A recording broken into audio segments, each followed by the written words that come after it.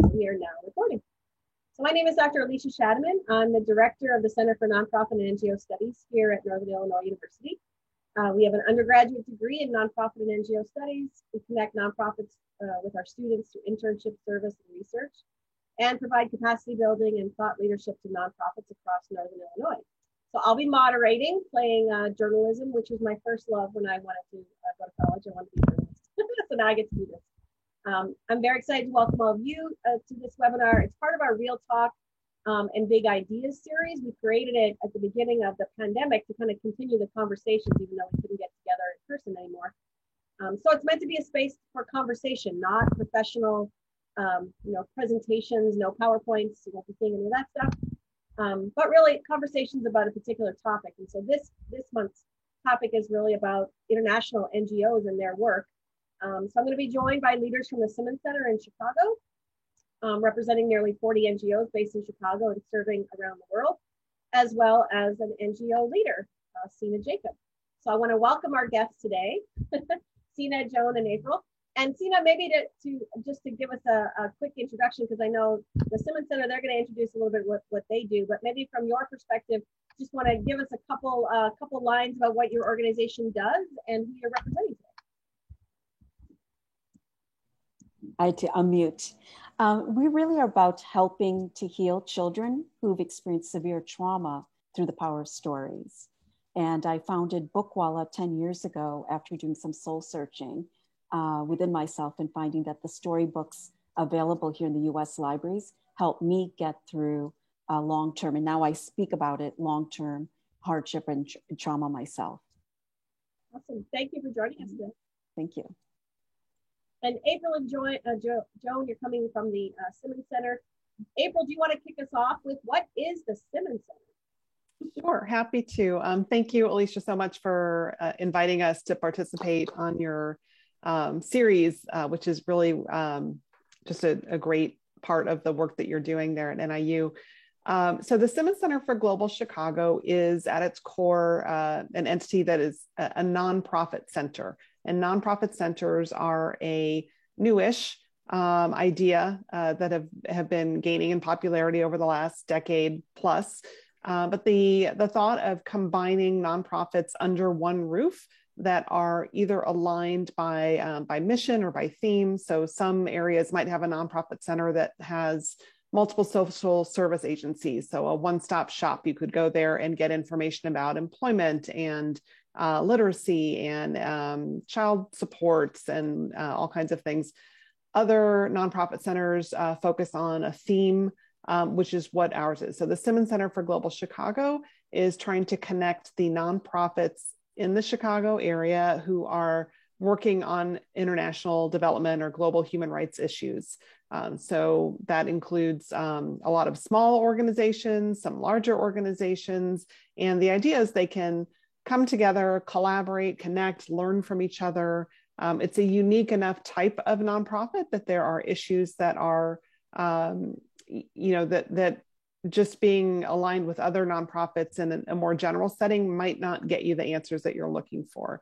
So that is what we're seeking to do. So how do you get your support in terms of your memberships and partnerships? How do you sustain your organization and the value that you bring to the sector? Yeah, so we launched as a virtual entity in January of this year. So we're very new and we're figuring out as we go how to build the community. We reached out to organizations that we knew of that we thought would be interested.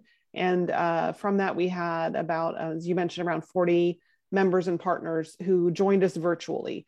And so for this first year, we had an initial we had two smaller initial grants from both MacArthur Foundation and the Chicago Community Trust as we were planning and setting up the Simmons Center for Global Chicago. They wanted us to have the flexibility to do some of that research and organizing, build out our website, those kinds of things. And so now as we are, COVID obviously derailed us from, had us pivot from launching an actual space to just being a virtual entity. but we are looking to get into a space now that we see kind of light, hopefully, light at the end of the tunnel, or ways that we're going to all work differently now that will include hybrid options as well as, you know, at home or in office. So we are fundraising separately from the organizations that we're connecting as members.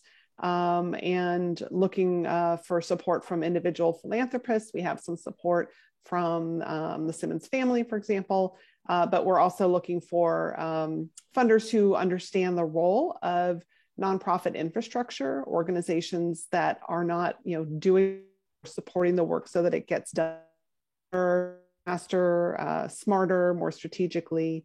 And then we also do ask our members to pay dues that are based on a sliding scale. And of course, when we have a physical space, that will change because there will be some people who will be in person with us, either in a co-working arrangement, an office or a desk, or a dedicated desk, or just a co-working from time to time desk.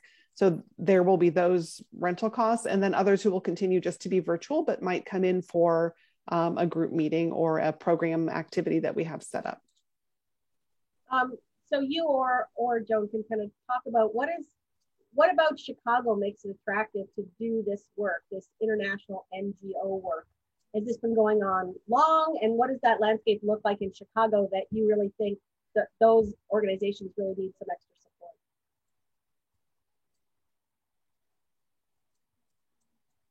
support?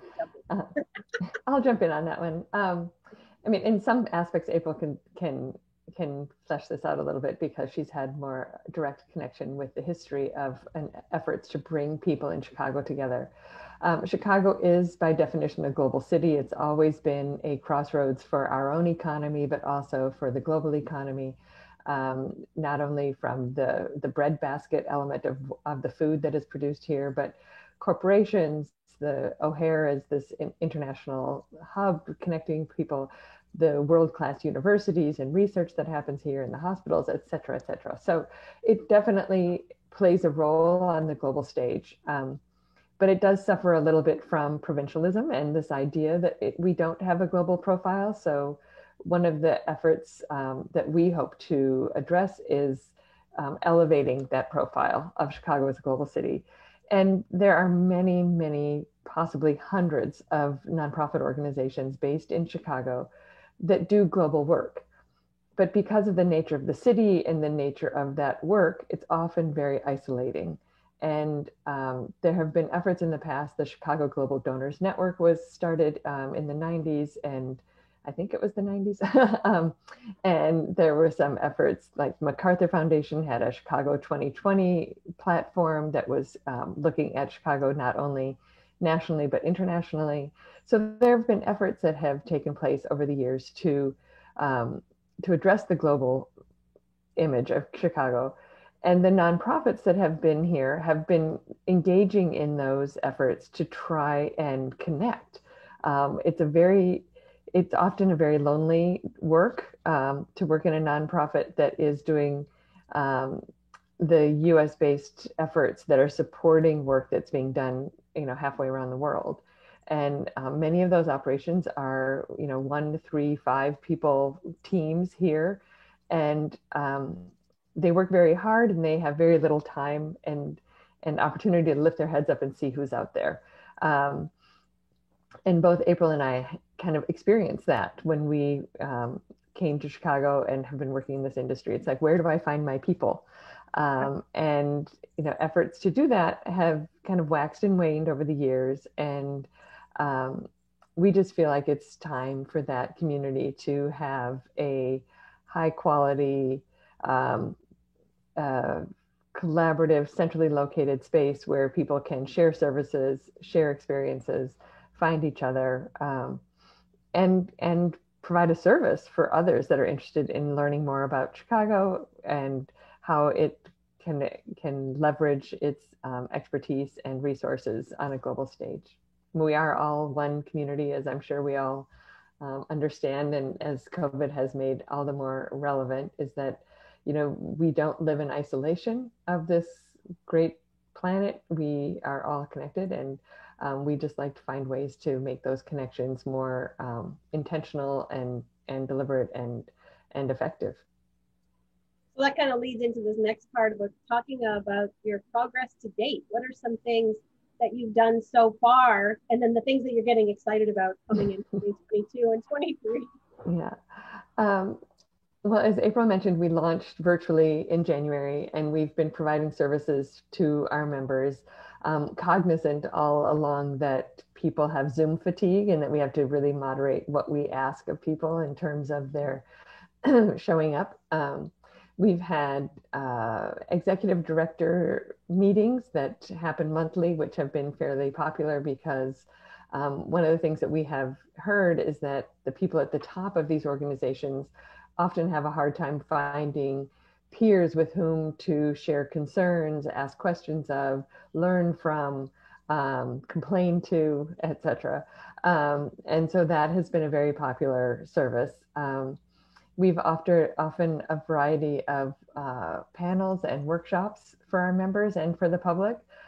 Sina participated in one that we did during the COVID crisis in India.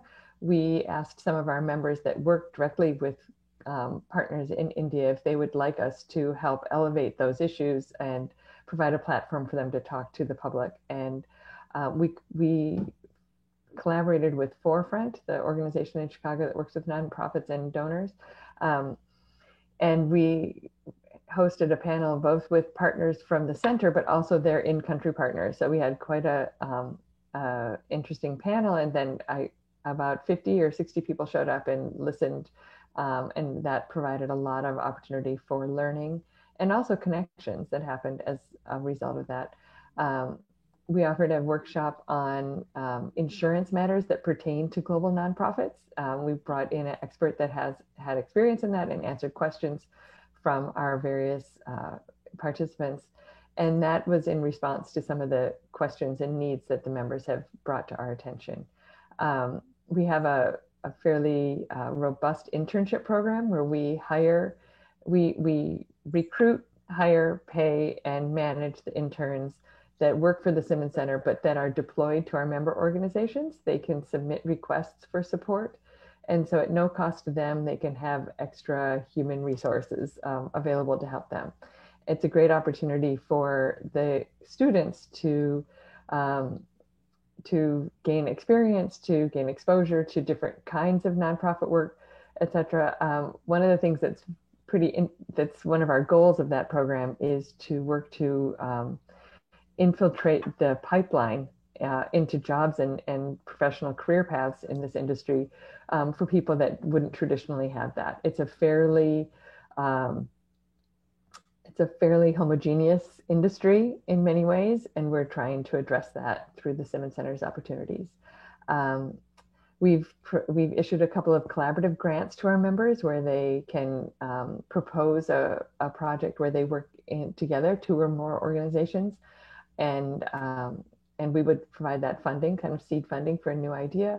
We have one that went to Sina and a colleague for some communications work regarding their work in India and how to help translate the lived experience on the ground in India of their participants to an American audience. And the second grant that we just issued is to 2 groups working in Haiti. One of the groups their operations are based in the region that was struck by the earthquake in August. And the other organization works on water and clean water in a different part of the country, but they're collaborating to bring some clean water solutions to people hit by the earthquake. So those are some of the examples of what we have been up to this year. I don't know, April, did I miss anything? No, I think that was great. The only thing I was thinking might be helpful is just to go back and the types of nonprofits that we work with. As Joan mentioned, they could range from very small 1 or 2 person organizations. Oftentimes there's a founder story. Actually, Sina might be a good example of this, of having a life moment that would kind of redirect your career goals, and you start something and, friends and family cheer you on until you really get going and are able to raise some funds and get a staff and do the work that you're doing.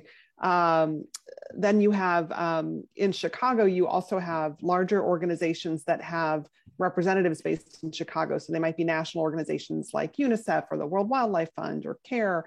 And they have, 1 or 5 staff members that are based here, primarily doing development work, doing fundraising work, but they are, they don't have that direct connection with the organizations that sometimes they're working with. And UNICEF is an example where when we told them about this idea, they said, oh, that would be fantastic, because we hear about what groups that are based in Chicago are doing with UNICEF partnership and resources, but we don't hear about that from, we hear about that happenstance. We hear about it from the headquarters, rarely. We just hear about it because we run into people who make that connection for us. So this would be a way to get to know the nonprofit community, not just the funder community. And then finally, you have really large organizations that just fly under the radar. There are every cultural institution in Chicago, the Botanic Garden, the Field Museum, they all have international programs, whether it's Seed Savers or rapid environmental sustainability scans, and people aren't really aware of that. It's not kind of what they lead with in their communications and programming. So it's a way to also connect the organizations that are so big that people don't know they're international with the groups that are smaller. And oftentimes there's a way for them to connect and learn from each other again and support each other in that work. So. Thank you. So Sina, I want to bring you into the conversation. Maybe if you want to talk about the founding a little bit, and then the issues that your organization is facing right now related to your work internationally. Yeah, let me just go back a little bit with a little bit about who I am. But I was born in India, South India, and I had the opportunity to come here to the United States as a young child, and went back and kind of reconnected with my roots, did my college basic bachelor's degree there, came back. Finished off the bachelor's for the US equivalent here, went into banking, consulting, worked primarily in the ideation stage of companies. And I love bringing abstract ideas to life. And at the end of 2009, around this time, actually, I started to do some soul searching. I was working for a software company here in Chicago downtown. And I'm working on special projects, loved the people I worked with, but felt something was missing in my life. And I started to question whether or not I was fulfilling my life's purpose, what are some of my interests, and connecting the dots of a few things. And the main thing being that I wanted to get involved internationally or make a global impact. Second is make a difference in the world.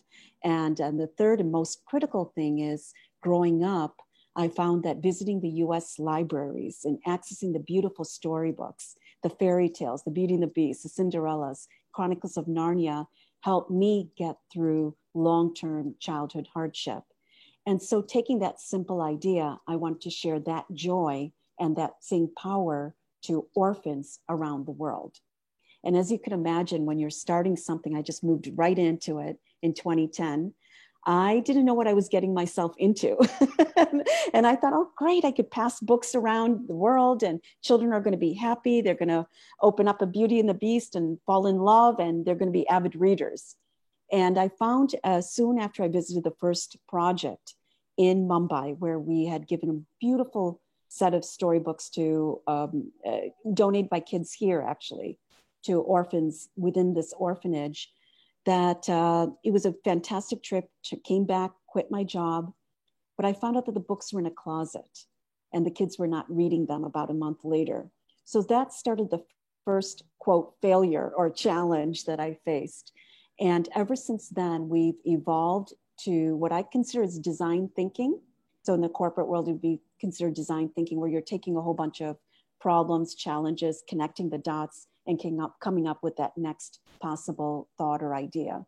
So we evolved soon after that initial concept to actually build beautiful spaces within orphanages and sustaining those with storytelling and social emotional programming, the psychological aspect of healing for these children, but through the Cinderellas of the world. And as you can imagine, as Joan mentioned, a lot of it was my own funds, the people I worked with, family, connections. And today we're about 90% of our donations are coming from individuals who know one of us. And the board, this is a critical challenge for, I think, Chicago is the world is connected. How do we make people more aware of what's happening over there has an impact here? And if anything, I guess COVID has taught us that, right? And I remember specifically last year, I came back from India after launching a beautiful library project for children of farmers whose parents had committed suicide during drought conditions. A week later, US was shut down, or rather Chicago was shut down. And I thought it was going to be for 3 weeks. Mm-hmm. And as you can imagine, 2 years later, we're still overall in this mode of many of our projects. We couldn't get to the libraries, the orphanages. I had to care about the safety of our volunteers, whether or not the children within these places are getting some of the basic safety, masks, thermometers, food. Do they have enough money? Things that I didn't really think about running the organization, I started to think about. In a way, it allowed us to really think about creatively working around, and it almost energized us to a certain extent to creatively come up with other ways to get to the kids, make sure our volunteer force, which is very critical part of our service offerings, are happy and fulfilled.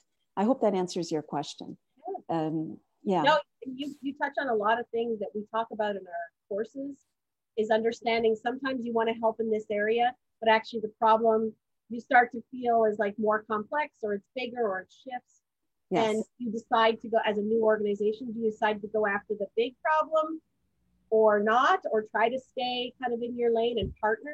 So you're going through a lot of like that founding organizational struggle. And I imagine kind of what Joan, you were saying about is that many of these NGOs are small like that, and they're having these same wrestling, and then you put COVID on top of it. That just makes everything worse. Yeah. Yes.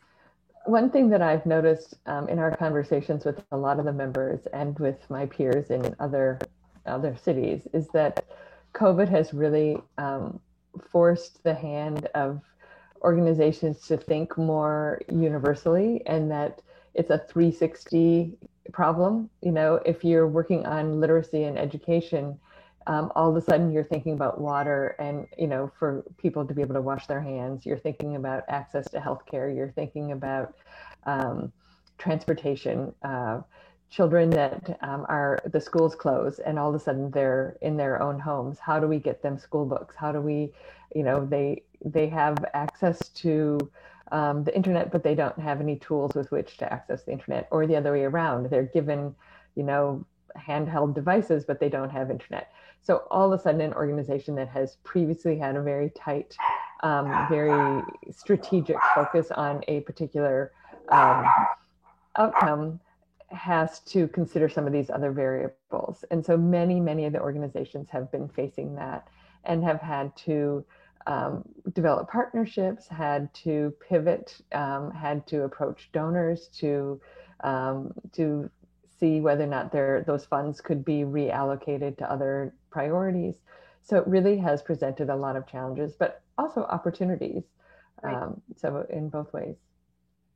We have a philanthropy and fundraising class here in our undergraduate program, and I've taught in that a few times. And you know, one of the things when you look at the nonprofit sector as a whole in the United States, very small percentage of that goes to international organizations or international causes. You know, it's a slice of that big pie once education and religious institutions are taken out, like it's a teeny tiny pie. So kind of what you were saying before, COVID has shown us how we're all connected, and yet we are also domestically focused, especially when it comes to giving. So I don't know if any of you have thoughts on that and kind of opportunities that you see maybe on the horizon coming out of this. I mean, one thing I would say is that Nick Kristof has written beautifully on this because he puts together a list every year of organizations that he's suggesting people support. And very often they're internationally focused, and there's always somebody who comments and says, why are we giving our money elsewhere? You know, why not support work right here? And his response is usually like, well, it's not an either or. You don't have to do, you could do both. You could support, anything you support is good. I'm just giving you some ideas. But one of the things that he's come back to is there's a real bang for your buck in doing a lot of work in less developed, less economically developed countries. So you can do more with less resources. So if you're a donor that has hundreds of thousands of dollars to support an inner city education program in the United States, that's great. But if you have $1,000, you can actually do a lot to directly impact education for girls in rural Africa, for example, which is an organization that Joan and I both used to serve on the board of. That's part of our group, the Women's Global Education Project. You can take fewer resources, fewer dollars, and really have a stronger impact. Just the way that the equations are set up there. So that's one thing to think about. And I guess the things like climate and pandemic, it really just show us that there's no us and them. There shouldn't be us and them mentality in philanthropy and in support. On a hyper local level, the neighborhood I live in Chicago is going to be impacted by every neighborhood in Chicago. So if I don't work and do things to help make the entire city a better, safer place to live, it impacts me, even if I'm trying, even if I'm not directly every day impacted in those problems, that of course it will impact me. And so you can just pull that out to a global level and say, if we don't, there will be instability and security concerns and issues, the things that drive refugee migrations. Sometimes it's natural disasters, but if it's political insecurity and instability, that will come home to roost all over the world, and we've seen that happen more so. So, the problems don't have borders, and so the solution shouldn't have borders either. Yeah, No, I was just going to ask you the same thing. So, go ahead. No, we had to really think about how to continue to engage, continue to reach the children that we were serving. And so adapting even hybrid approaches, getting smart technology, which I didn't even think we would have to work on, especially with these type of children. So we did have to adapt to those things. Our donors, the ones that we've had the closest relationships with, our largest donors, ended up really coming through for us. So that's one thing, is that relationship really matters. The second is we found that in our normal way of operating, we build a new project, which requires a lot of resources coming together, and we sustain those projects. In the case of COVID, we couldn't do that. And it's now almost 2 years later that we're building our next project. So what we did is, with the money that we saved, we were able to get the technology, train our volunteers, look at making sure their mental health was okay, as well as the children's mental health. So we were able to reallocate it in a much smarter way to a certain extent, and sustain the project. So that's what this time period has done for us, is we really realized how resilient we are as an organization. And anything is possible, right? As long as we put our heads together. Yeah. I know you had mentioned your background was on the business and finance side, and then moving into this nonprofit kind of NGO space. So from your perspective, which I love, are there things that you're like, oh, that's exactly how it does work in business, or this is not at all how it works in business, and your biggest learning curve? Yeah. I would say that my past background in building ideas from scratch really impacted the way I went about, realizing Bookwalla. So all my past experiences connecting those dots helped me get Bookwalla to this particular stage. I do believe that when you're in the corporate world, you'll read books, or lots of business books. A lot of consulting companies like McKinsey will come out with their best practices or insights. And so during COVID, I would read a lot of McKinsey. And I found that the way they actually, the advice that they gave to the business world were ways that I could even think about Bookwalla, you know, and how we go about executing and implementing, whether it's a green phase, red phase, orange phase, if it's hybrid or if things completely open, what do we need to do adjust? So all of that really, really helped the organization. Where my biggest challenge is understanding, and this could be my biggest weakness also, is how to go about properly fundraising and closing the gap between what's happening across this world and making it relevant and important and interesting for the people here in Chicago and United States. Right. Yeah. And yeah, the practice of not being able to give a product or service, right? Other than and not being able to have that direct experience. So yes, a number of faculty members here at NIU, they've started NGOs in other parts of the country. Sometimes pre-COVID, they were able to do study abroad and take students to those places. Now we can't, but for the most part, a lot of your donors will not visit India or will visit parts of Africa. They will never travel there. Right. Any thoughts on that? How do you connect people with, you know, the work that you're doing, knowing that they probably will never experience it themselves? Yeah, lots of photos and videos. we do reports, internal reports for our biggest donors. And because of COVID, we did set up some smart technology. So it allowed some parents who had children to kind of dial in at odd hours, but nevertheless connect and say hi to the children. So that's the benefit of this time period, is we realize how important this technology can be in closing the gap. But yeah, it's a lot of hand holding, you know, a lot of, you know, you can trust us, we're doing the work. Yeah. I do think that one of the things that has happened during COVID has, we've seen there was a lot of fear about whether or not resources would flow to globally focused nonprofits because of all of the priorities domestically. You know, the racial violence and the response to racial injustice that took a lot of our attention, COVID, you know, the climate disasters, there's, you know, unfortunately a long list. And we found that the organizations that had established relationships with their donors, that their donors got the fact that these organizations were still operational and were still, you know, serving the needs of their constituents, and were also confronting the challenges of COVID. And so many of the organizations have reported that their donors became more generous, became more engaged, became more involved. And so, like Sina said, those relationships were very important. The other piece that I think has been very interesting and is an opportunity that I think will grow going forward is that when organizations could no longer hold in-person galas, they switched to these virtual galas. And what does that mean? And how do you do fundraising online? How do you engage people?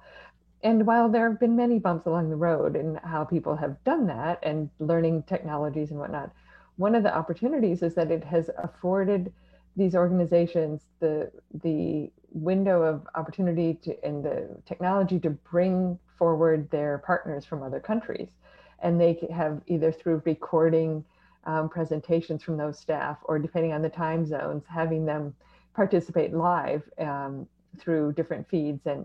And people get to not only hear the executive director talk about the project, but they get to hear the partner on the ground talk about the project. They get to meet some of those participants or witness a performance, or, you know, there's been lots of different ways that has transpired.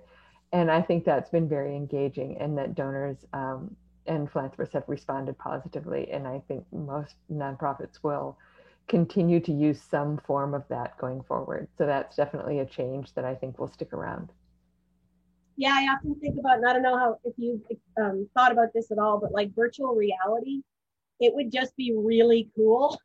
I know, I thought about it. I know, yeah, virtual reality. I want to do a virtual reality tour of the orphanage, right? I want to be able to go into rooms and look at the kids playing and interact. Like, that would just be geek fun. That would be really neat. Yeah. Hard, but it would be cool. There is a group that does hanging bridges, footbridges that go, in mountains, and they have used drones and virtual reality technology to create videos to take people along those bridges to see what they look like and feel like. So it's kind of fun. Right. Some people are experimenting with that. Yeah, I think it has great fundraising potential. Yeah. So one of the, oh, sorry. Oh, I'm sorry. I was just going to say one of the most impactful moments that I had, and this was long before COVID, but early in the days of kind of video connectivity around the world. It was a Global Activism Expo event, and there was a game of Simon Says that was taking place between school children in India and kids who were at the expo in Chicago. And they could see each other doing the Simon Says, jump in circle, whatever the activity was. And the kids got it instantly. Here they are, they're kids, they're playing a game together across continents. And it was fantastic. And everybody, I think, just, took that home. So, more of that would be great. And sorry, Sina, what were you going to add? Oh, she muted. You have to unmute. Oh, yeah. No, in regards to the technology, to your point, Joan, we ended up having our 10-year celebration virtually, where I invited key donors. We celebrated, but for the first time in our 10-year history, we were able to have some of the children in some of our projects show up and say hi, as well as some of our key volunteers and staff. So that was great. But this also forced our organization, this period has forced our organization to kind of look at, should we be diversifying our, let's say, risk? Remember, even earlier part of this year, we were focused on India, and India went through that second wave, which scared me so much more than the first wave. And I really almost felt hopeless. I didn't know what to do. Volunteers, families, people they knew were dying. We heard stories, as you guys all heard, of funeral pyres, etc. And that's when I start to think about, is there something closer to home where, the existing donors might be supporting the cause in India. They might just be supporting me, the global, but can we look at something even here in Chicago a bit more, or even closer to home like Guatemala, where we have an advisor.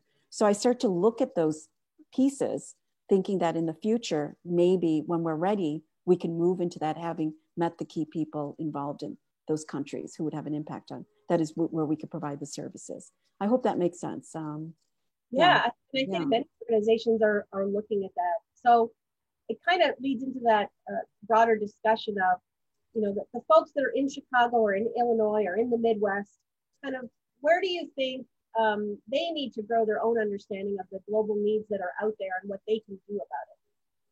And anybody can chime in. Can you repeat that question, Alicia? I apologize. Sure. Yeah. That's okay. So what can the people of Chicago or the Midwest or Illinois, kind of in general, do to support the needs of the global work that's happening, based in Chicago, but really around the world? What do you wish they knew about the work that you're doing, or how do we even reach them? Given that we have lots going on domestically, but there's also just everybody gets into their own space and their own communities and their needs. But yeah, any thoughts on that? From a Bookwalla perspective, the kids here in the classrooms here have been fantastic in terms of donating storybooks and things. And so what we try to do is go into a classroom and present that country that we're about to serve. A little profiling of the children, a little profiling of the country, depending on the standard. So I'll talk a little bit about my experiences so that the global community gets a little smaller in their eyes. As far as they're concerned, it's a child that they're impacting, another child living across the world, right? But in the process, they're learning something about that country or that child or that world or that segment of the population. So doing a bit more of that, I think the education part of it would, I think, narrow that gap, I believe, as they continue to grow, older. Yeah, my kids would say back in the 20th century, pen pals. Right. Way back when, yeah, in the last century. April, did you want to add to that? Yeah, I was just, a few ideas. Like Chicago is just an amazing place to learn about the rest of the world because the rest of the world is here. And, taking visits to international neighborhoods, to diaspora neighborhoods, is an incredible opportunity that we have here that, might not be true in other parts of, the country or, to a lesser extent. I think it's true everywhere in the country. But, being able to visit a place like Devon Avenue or, the Little Village or, go down to Pilsen, you feel like you've crossed a border in a lot of cases. And you're wondering if you need your visa with you because it's a different life, a different place, a different reality. And so even just, tasting an international cuisine and going to a cultural institution that supports that is telling the stories of other places beyond your own or things that you can do so easily in Chicago. But I was going to say also that the one of the things that led to the Simmons Center creation, back kind of the idea that planted the seed was working with the Chicago Community Trust and having some of their fund advisors say, they were getting requests from people who had donor advised funds at the Chicago Community Trust. And the trust obviously funds Chicago, things in and around the Chicago, the 6-county area. But they were interested, they wanted to help with, maybe there was a crisis, a refugee crisis, or something that they were reading about in the news at the time, whatever was happening.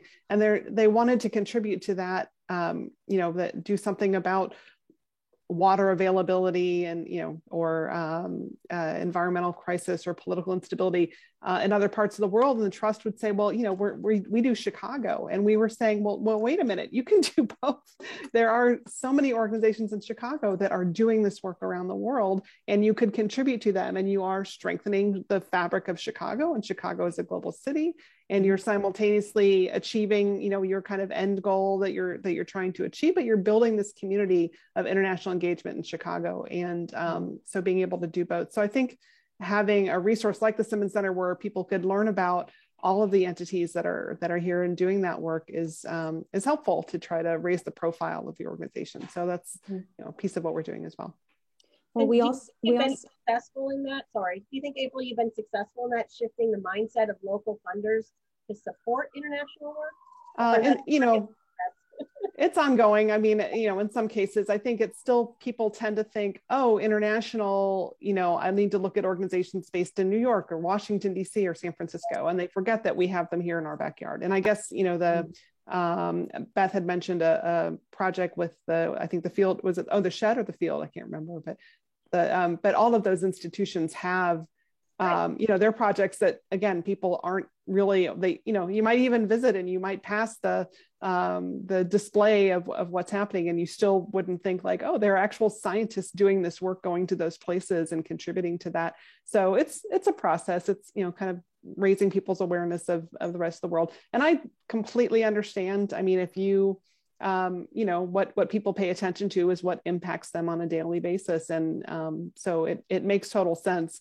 But once you learn and once you open up to it, I think you can't unlearn it and you can't unsee it. So I think once people start along that journey, they begin to open their eyes a little bit more, think about it in terms of a global perspective. Yeah, Sina, your thoughts on that? Yeah, I was just going to say there's a broader issue. I mean, in terms of the diversity here in the United States and accessing all these wonderful people from all over the world, that's fantastic. And I see that immediately after I come back from India, land in the airport, and you're like, oh my God, look at the sea of faces and the sea of colors and communities around me. But just the larger issue here in the States is also we have an aging population. And so many of the children of today will be working with children from these other places. So if there's instability, or if the majority of them are orphaned or going through trauma or whatever it is, this is the future of our society. So we have to bring a lot more awareness to the younger generations about this aspect of this global impact and how important it is to connect the different people from the different parts of the world, because it will impact us as we continue to move forward, right? right? Yeah, we're a diverse country, growing diversity in our public schools and our cultural institutions. So you don't even have to travel, as April was saying, around the world. There, those cultures and all of that, they're here, but connecting it to the work that's taking place overseas. Yeah. Joan, anything you want to add, and then we'll open it up to Q&A. The only thing I would add is that I think in that educating process, we need to challenge ourselves and others to reject stereotypes and this othering of, you know, people living in poverty and what I often hear referred to as kind of development pornography, you know, the starving child with flies in his eyes. And, you know, it's like this idea that, oh, those poor people, you know, let me be the altruist and help them by giving them pennies and, you know, at Halloween in the UNICEF box or whatever it is. But I think Sina's correct that I think the next generation have, you know, we put a lot on their shoulders, I think, but they, you know, certainly in a university environment, you have the opportunity and responsibility to help children challenge, you know, these young adults challenge those preconceptions and this notion of the, you know, underdeveloped, poor countries and, you know, why are those countries poor? What is colonialism? What are the legacies of colonialism? What are the ways in which the current economic system disadvantages countries of the global South? You know, there are a lot of really heavy questions, but I think we need to make sure that people are asking those questions, and that I think is a way to not only engage people and the world's issues, but also kind of change the narrative. And I think it's the responsibility is on all of us to change that narrative. So that's great. Yeah. Anyone want to ask a question? We have about 10 minutes left, so I'll open it up if you just want to raise your virtual hand or unmute and ask a question. I'm going to switch to gallery view so I can see that. There we go. Yes, ask any questions. I love it. I had a question. Yeah, go ahead, Charlotte. Well, just starting with a comment, I'm in Rockford, Illinois, and work on the Women's Space Board, but also involved in a new initiative called Inscape Collective, where we have a store and a program space. We're actually creating a social enterprise that we just launched. And part of what's being sold in the store are products from Jule, which is a nonprofit founded in India by Hannah Warren, where she noticed that the women who were weaving the saris couldn't buy their own saris, and has set up an enterprise where they can afford to do that and are really using their own voice to decide what they will do, and collaborating with people here at Women's Space to design an athleisure wear collection, etc. It's been quite a process, but I'm just so glad I could be with you today, because I think we do feel alone sometimes when we're doing this kind of international collaboration. But the question I had, I think, was, how did you start this kind of organization that supports people and in doing this work? And what are ways perhaps to even find out who in Rockford might be doing this? Because I think we do get quite isolated in this work. And the second question was, and I think one of the things that Hannah has done with Jule is we've also tried to highlight, even though the country or the women might be poor financially, what are ways in which they are rich and happy that we may not see immediately? And, you know, so those are my two questions.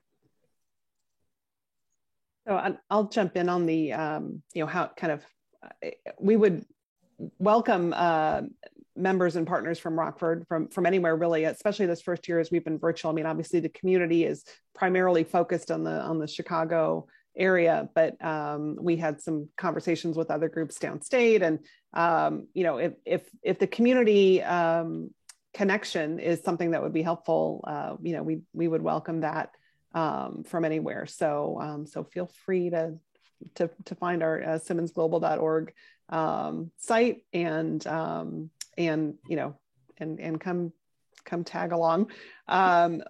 Where you know, obviously that once we are shifting more to in-person things, there will be some hybrid versions of that, it becomes less convenient. But on the other hand, sometimes people who are in Southeast Wisconsin or in Northwest Indiana, that they're coming into Chicago for a meeting anyway, and so to know that you could have a community of a space to be able to work at and meet your peers would be helpful. So we're welcoming that. And we also are connected to other similar organizations. So there are international development nonprofit centers in other parts of the country that we're in connection with. And we try to, we're working together to figure out how best to connect the groups that are members of all of our entities. So, a group doing like what Bookwalla is doing here in Chicago, maybe there is a similar literacy organization or a, dream building organization that is active in Denver or in Seattle or someplace else where they could learn from each other about how to connect. So we're that's kind of a down the road dream for us as well. Thank you. Shiraz, I didn't catch the name of your organization. Yeah, I was just putting that in the chat. It's Inscape Collective is the initiative, but we are under Joole. So it's JHOOLE Inc. I can put that in the chat too. Yeah, and it brings up a good point, Shiraz. These NGOs are everywhere, not just in Chicago, but they're certainly across the state. And I think it is even more isolating once you move out of Chicago. So it's good to know that you can connect with the Simmons Center and they can be at your community regardless of where you are. Yes. And if there's anything we can do at NIU to either host something out here on behalf of the Simmons Center, like let me know. And almost like a halfway point for some other folks, it might be more convenient. I'm happy to talk about that too. Yeah, we've talked to the folks at Forefront a couple times about the groups that they work with, that they know about that are throughout the state, and the idea of whether or not the Simmons Center can create a mechanism to connect all those groups. And we're absolutely open to that. And like April said, we welcome all parties that are kind of engaged in this work and have similar values. It's simply a matter of making it happen. But we're very happy to welcome you. So, and connect you to others that do similar work that might be a good resource for you. So, our goal in essence is to serve as the connecting tissue, right? To bring people together. And we look forward to just kind of increasing the community. One of the challenges that we've had to date is, we have this core group of, 40 or so members and partners, but we know that there are hundreds more. And how do we reach them and how do we engage them and make it a valuable exercise on their part to join the community? So that's a goal for 2022, is to expand the community further and to reach out to people outside of the Chicagoland area. So. And Shiraz, I also wanted to comment on your other point. I 100% agree that there's as much that we can learn from communities around the world. It shouldn't be a, oh, you have a problem. Well, here's, what you ought to do. Here's what you ought to do. Like that is more traditional, and that's not helpful at all. And most communities do have a lot to share about, doing things differently and more effectively. And Partners in Health had a great example of this during the pandemic, of saying, that they had health delivery systems, from rural areas, and they were able to share how that worked, how delivering health supplies and information and vaccines and so forth, that they've had experience doing in Haiti and in Africa, and bring that back to Boston and Chicago and to other places where we needed to learn from them. So absolutely, that's a key point as well. Thank you. Well, what's really interesting of having these international organizations in Illinois is it gives our students a great opportunity to work with the international organizations, even though they might not work globally. Working with those communities here in the Midwest, I think is just an amazing opportunity. We've had a couple of internships at World Relief and Aurora that have been just phenomenal for those students to even think about maybe Peace Corps down the road or getting some more kind of international exposure, but it starts at home. And I think that's been really fun, that kind of experience those opportunities. Yeah. Other questions that we have out there? Oh, sorry, Sina, if you want to jump in. No, I just want to say a big thanks to April and Joan. When they first started this, I immediately jumped on it because I knew that I needed some sense of community around me, because 10 years of doing this and a lot of international work, it's a very, like they mentioned, isolating. And so slowly but surely, it's opening up that sense of community for me to be involved in something like the Global Simmons. So thank you to both of you. Looks like Kirk has a question, Alicia. Okay. Let's see here. Kirk, do you want to, oh, there you are. Do you want to go ahead and ask it verbally, my Santa Claus up there? Sure. Excuse my grizzliness. I'm one of Dr. Shadaman's students. This is my grizzly time of year. April, you kind of hit on something. I had sent her a message early, well, right when this started. I had taken international NGO course this last semester, actually. And one of the biggest things that I took from that is there seems to be a problem or an issue with international organizations that are funded or operated from places like the United States going into areas and not utilizing the local resources. And you kind of hit on that, April, where you were like, oh, we can learn from this organization who has successfully done X, Y, and Z on the ground. And it seemed like that's tends to be a big problem when organizations have ideas on how to solve problems. I mean, is that something, I guess, that it seems like your organization is trying to combat? And it seems like to me, based on our conversations in class, that it's actually the funders that are more at fault in that schematic, where they don't understand a good cultural design thinking process to solving what they're trying to actually solve, or what they claim to be trying to actually solve. And it actually comes across to me as a claim of trying to be solving versus actually working toward a solution. Yeah, I mean, we're definitely trying to share that message and to share those resources and to push that point of view and to educate people about ways to be smarter about any kind of philanthropy.